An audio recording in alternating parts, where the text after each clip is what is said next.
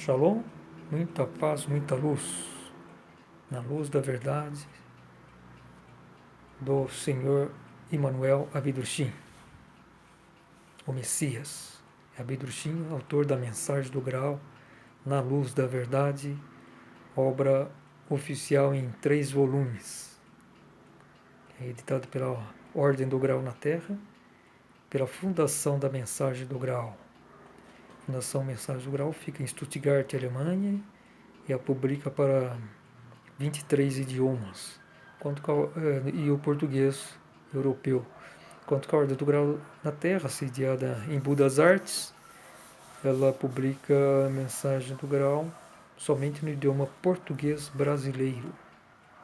Oremos, na luz da tua criação nos encontramos, cientes de ti, Criador do Universo, cientes sim, de infinito poder, de teu eterno amor, de tua eterna sabedoria e de tuas inexauríveis forças. Em adoração, elevamos para ti as mãos e a ti, Senhor, rogamos.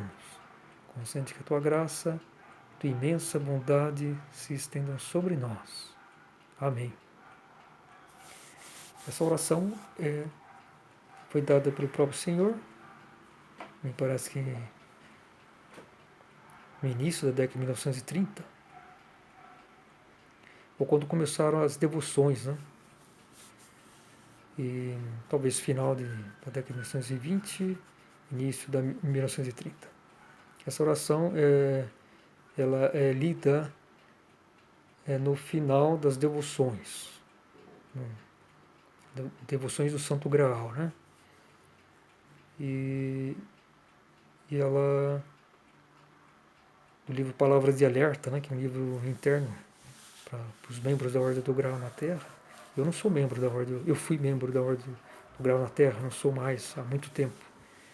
Então, esse livro constava essa oração. Bom, eu estava falando sobre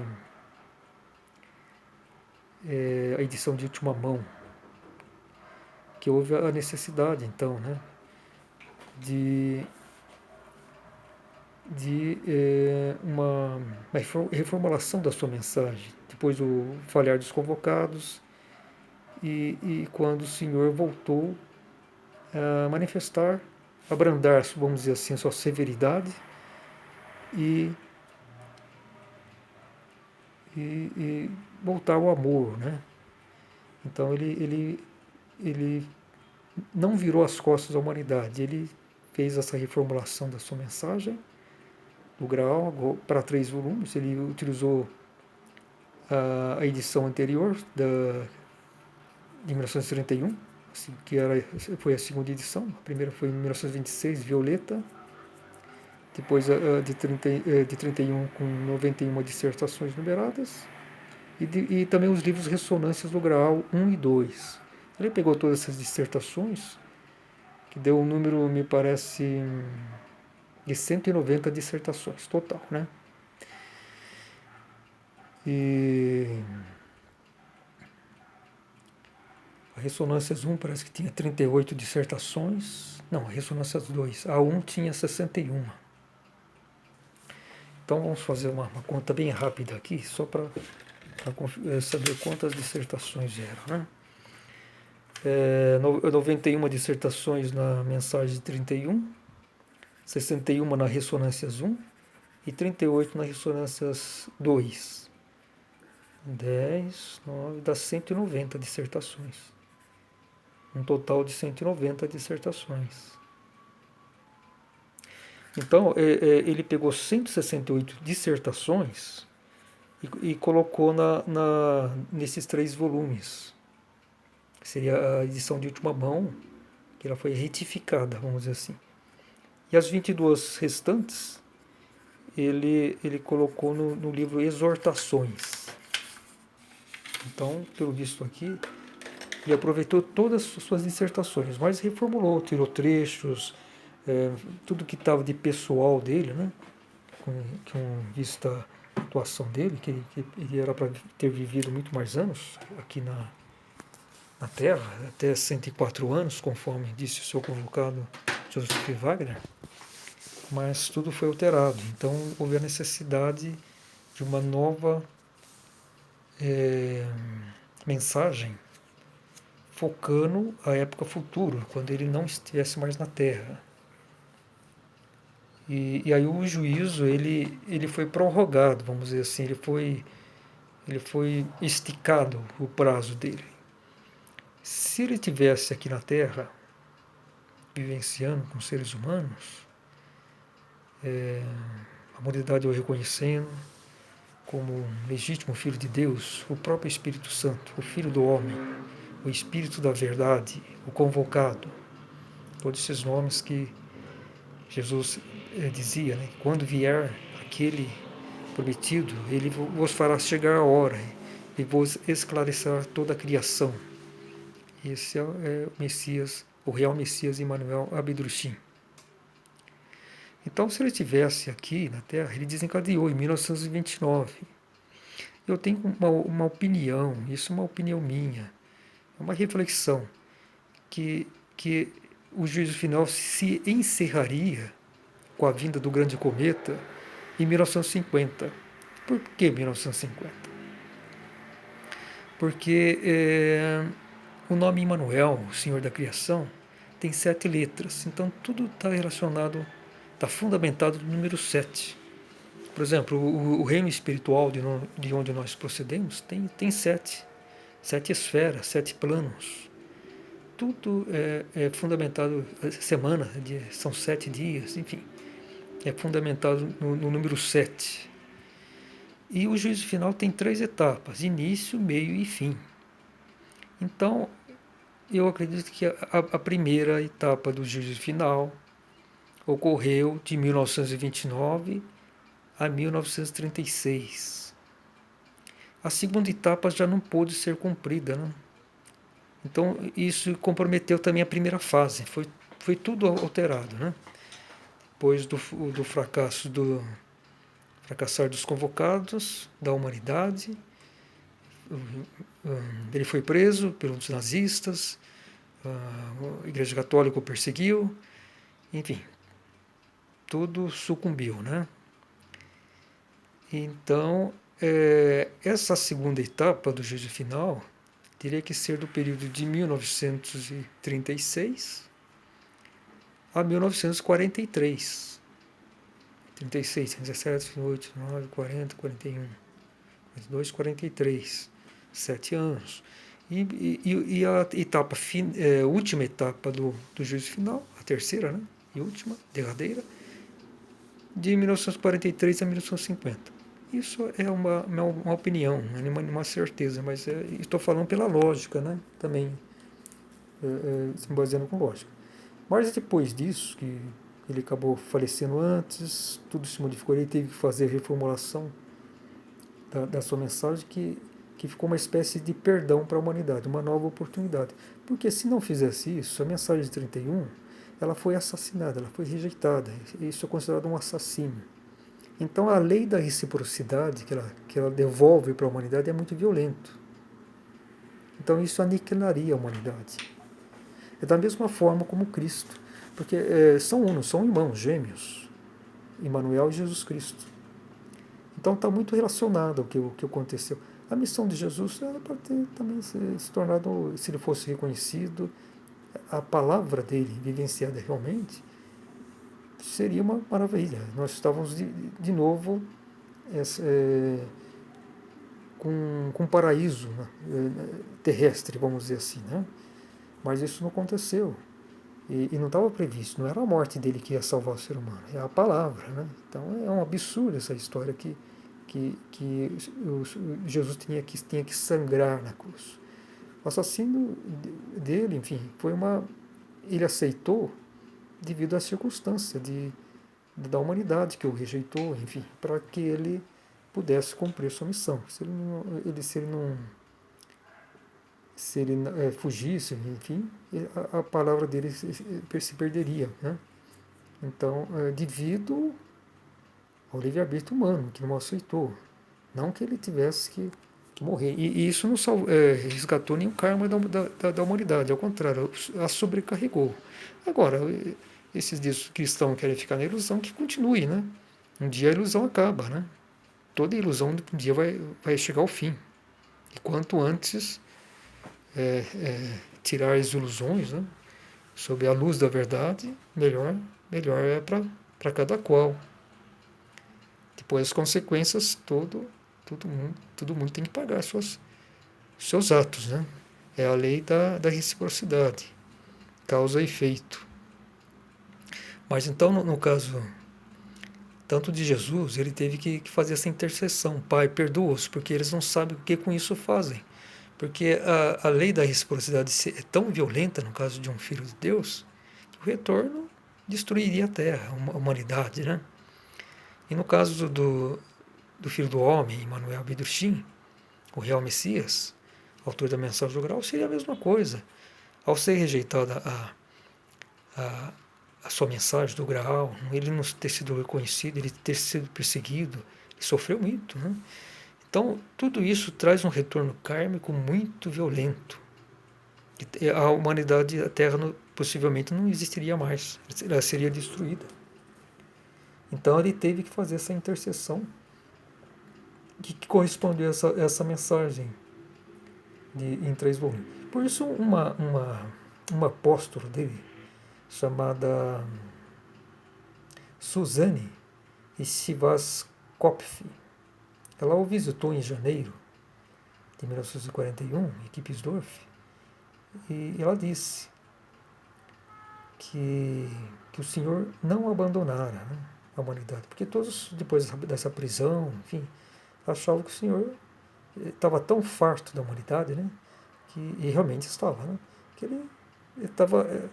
É como se tiver, a pessoa que come uma comida indigesta, né, ela dá aquele embrulho no estômago. Né? Ele estava tão embrulhado no estômago, né? A humanidade estava no estômago dele, estava embrulhando. Né? Que quando ele foi abrigado e esteve, quando ele foi solto após 6 meses de prisão, e foi recepcionado por Helmut Miller, e ficou lá durante 6 meses, ele disse, né, não sei se foi, acho que um almoço festivo, ou um jantar festivo, não me recordo exatamente qual, isso foi dia 19 de setembro de 1938, 6 meses após ele ficar preso, né? Então ele disse, né, nesse jantar festivo, né, de recepção para o Senhor e a esposa dele, enfim, essa família dele, né? Ele disse assim: eu estou tão farto de ser humano que eu quero que você, que o Senhor, né? Ele tratava as pessoas também como Senhor. Né? Que o Senhor realmente me afaste de todos eles. Eu não quero mais nenhum contato com nenhum deles. Ele estava tão farto da humanidade, do ser humano, que ele disse assim, que a maior decepção que ele teve é comprovar que a nossa espécie humana não é 100% confiável.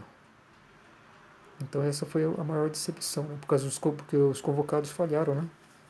Eles prometeram lá, né, na ilha de Patmos, lá na 7ª plano do espírito primordial, né? Isso os espíritos, nós espíritos humanos, né? Os criados, os que estavam lá no paraíso, né? Porque nós somos, a maior parte da humanidade são espíritos desenvolvidos, que está em processo de desenvolvimento através das encarnações para obter a autoconsciência e retornar ao paraíso. Mas esses espíritos os convocados, que era o número de 144 mil, estavam todos no paraíso. Agora, nesse 144 também tinham os autoconvocados, que eram espíritos primordiais também, né?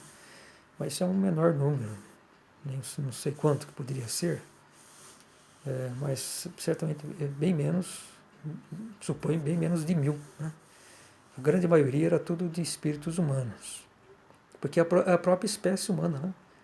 É interessante que salvar a humanidade, que propriamente existe para os espíritos humanos desenvolvidos, se autoconscientizar. Então teria que vir, vamos supor, predominantemente, esses soldados, vamos dizer, né?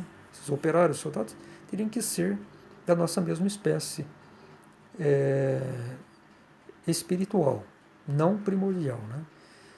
Mas que já viviam na autoconsciência, ou já nem encarnaram, né? Porque nas 7 camadas do reino, vamos supor assim, nas 7ª plano de esferas, as 3 primeiras, os espíritos que surgem, né? Como Adão e Eva, o espírito foram os primeiros, né? Humanos espirituais que surgiram, que já se conscientizaram. Não tem nada a ver com a encarnação aqui na Terra. Essa é uma outra história. Isso é mais uma das confusões da Bíblia, né? Então, Adão e Eva, na verdade, ele se refere àquele primeiro modelo espiritual humano no reino espiritual, que nasceu já se tornou autoconsciência. Depois, devido à compreensão humana, enfim, misturou com essa questão de pecado, coisa que é outra situação, né? Paraíso terrestre, que aí já vem com relação à atuação de Lúcifer, uma atuação errada, né?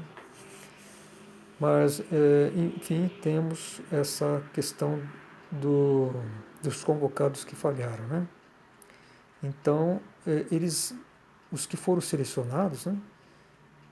Sempre existe risco, né? O ser humano que sai do seu ambiente, ainda mais nesse caso aí que já havia pecado, o risco é muito grande também de se perder. Mas aqueles que são escolhidos e recebem essa distinção, cumprindo essa missão, ao retornar, eles já acendem um plano a mais. Eles vão viver na ilha de Patmos, que é o reino espírito primordial. Eles recebem uma partícula, né, do espírito primordial para se associar, para, vamos supor, aderir à espécie espiritual, que permite que eles suportem a pressão lá da ilha de Patmos, que está na criação primordial. Então esse é o prêmio.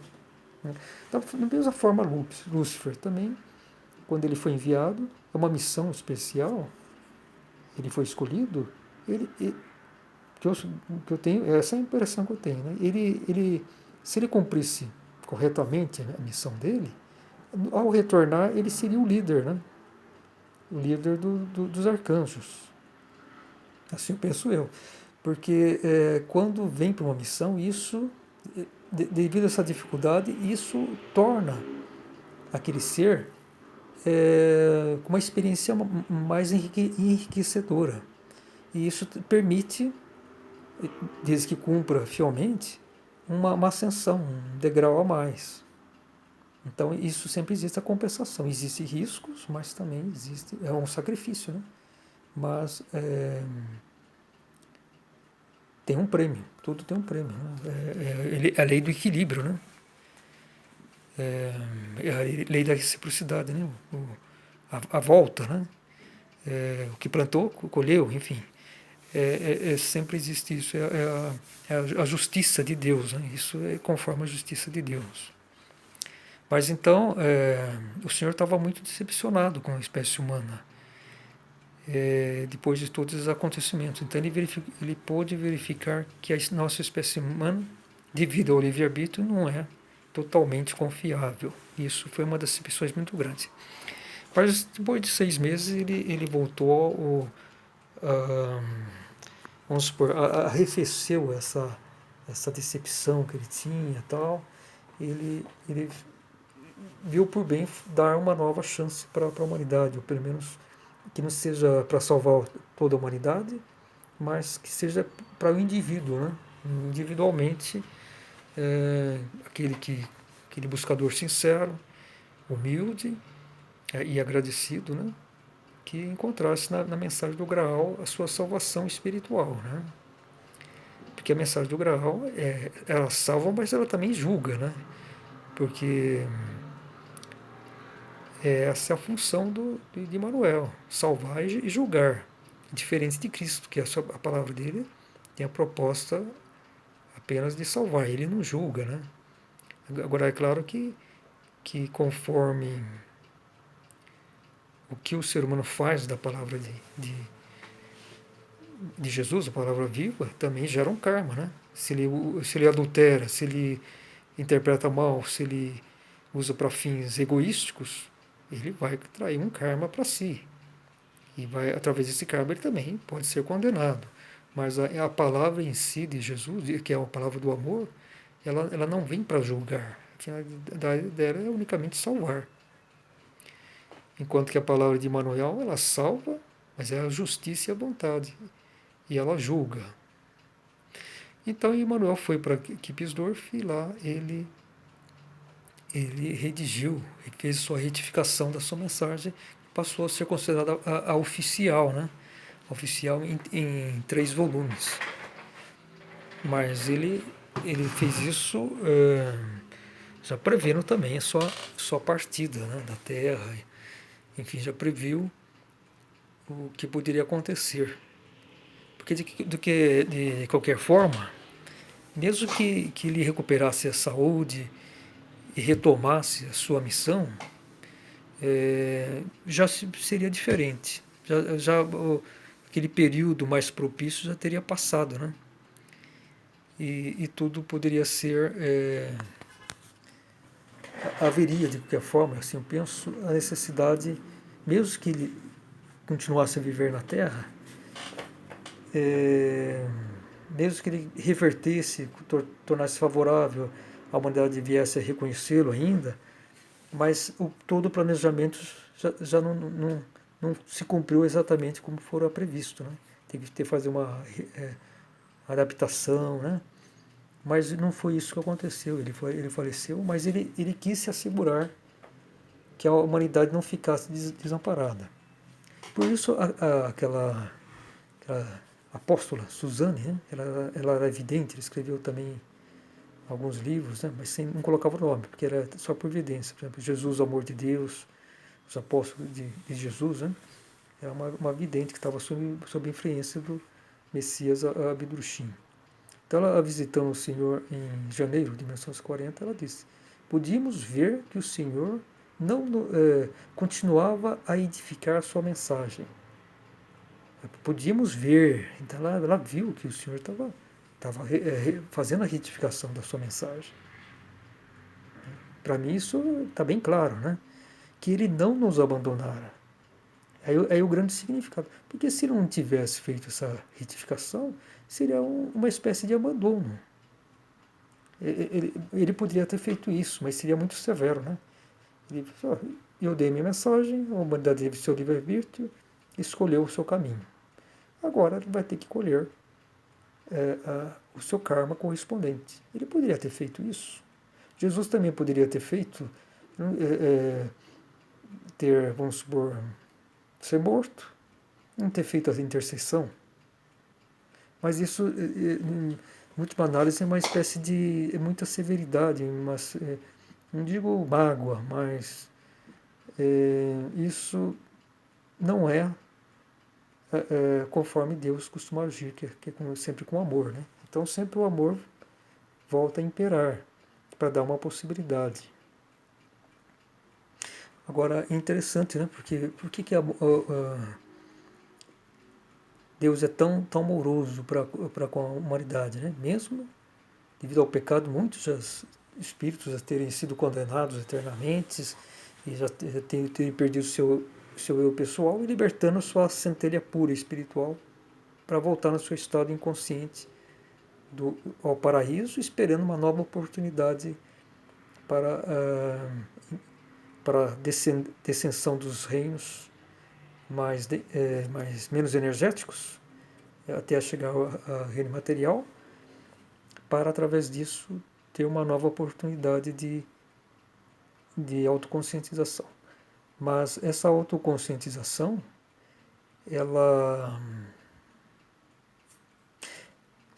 quando um espírito é condenado, ele perdeu tudo o que acumulou do eu pessoal. Todas as encarnações, todo o trabalho foi jogado no lixo, né? Pode dizer, e aquela centelha, aquela partícula espiritual retorna ao paraíso na sua pureza, porque isso é propriedade de Deus Pai, né?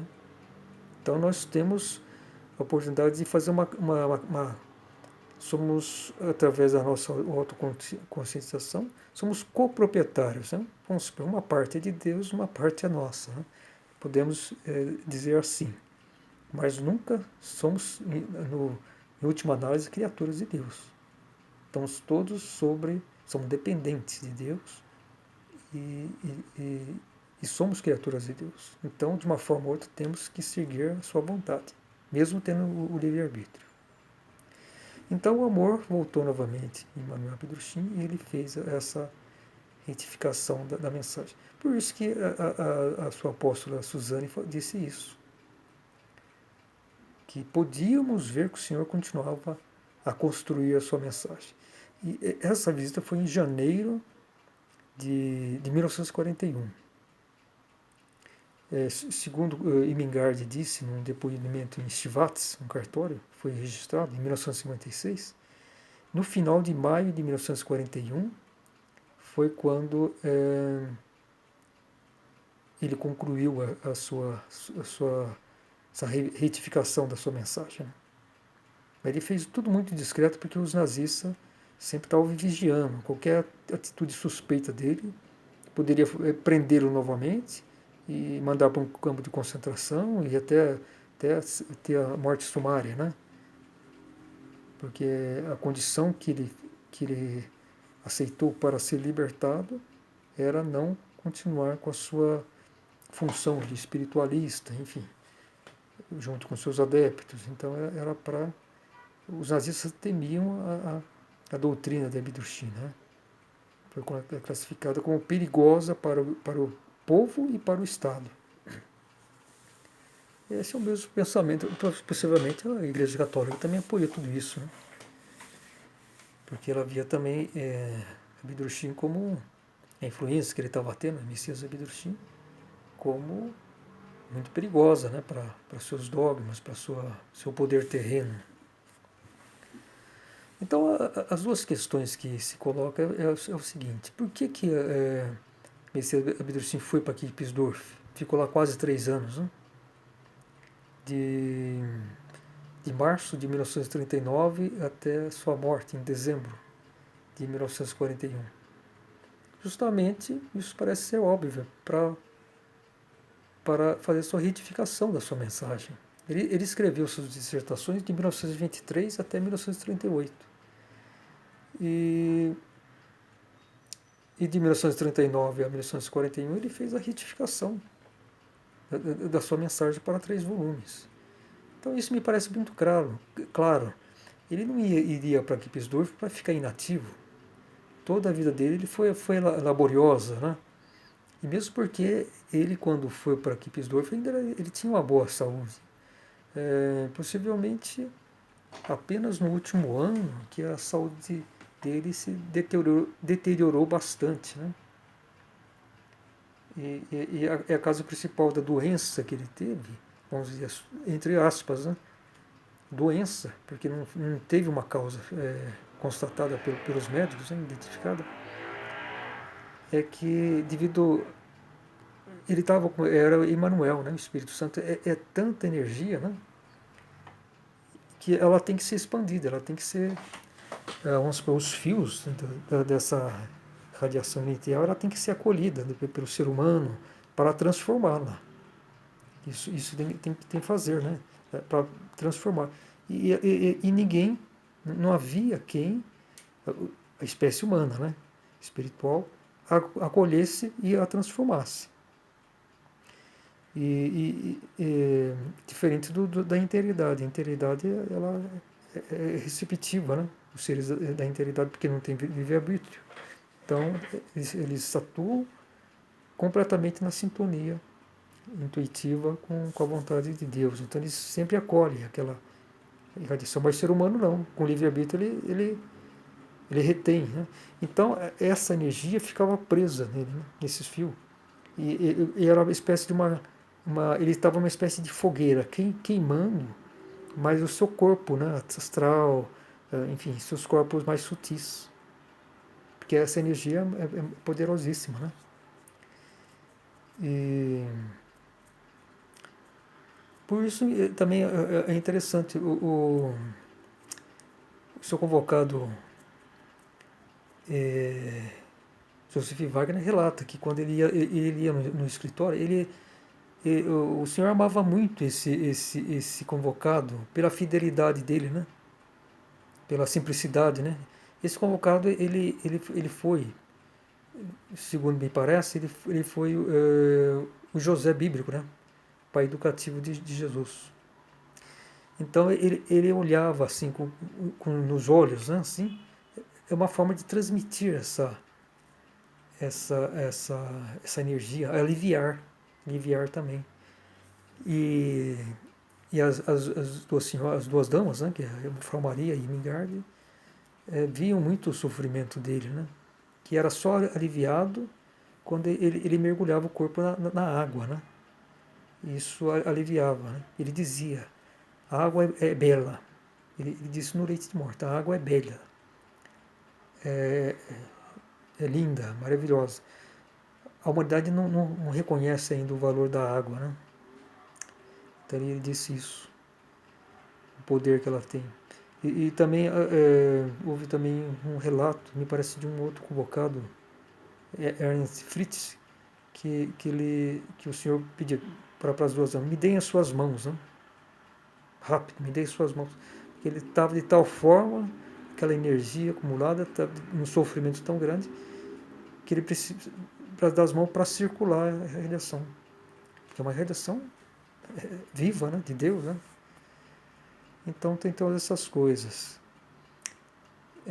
Então houve duas questões, né, que têm que ser perguntadas. Né? Por que o senhor foi lá para Kispidor, ficou lá quase 2 anos? Certamente para fazer uma grande obra. E a segunda pergunta por que o senhor fez aquela declaração quando ele já estava em Kipsdorf em outubro de 38, que disse, minha mensagem continua a mesma, palavra por palavra. Se ele não tivesse fazendo a sua retificação, ele não teria falado isso. Isso é uma coisa bem lógica. Muito bem. Shalom, muita paz, muita luz. Na luz da verdade do real Messias, Abidrushim.